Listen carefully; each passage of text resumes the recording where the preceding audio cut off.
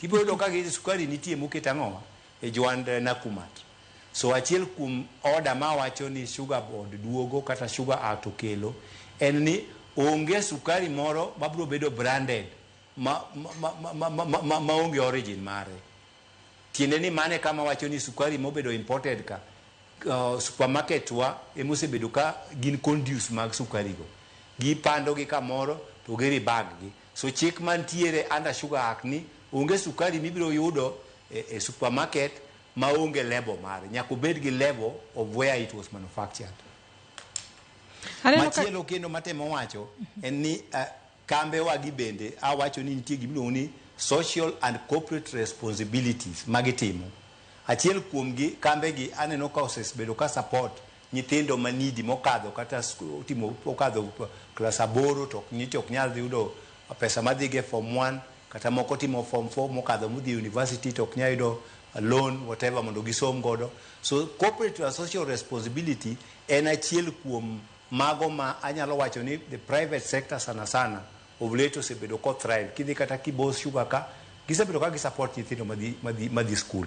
At the same time aduoko jawinjo wachani samo undamo mwasego en the byproducts mo wacho ka. Bende kore dhi chul. Achiel kuom gino be makoro nitiere under the act nyiso ni kambe wagite koro konego be ni girego mana sukari kende. Onego be ni girego sukari to kod mamoko ma wacho ka.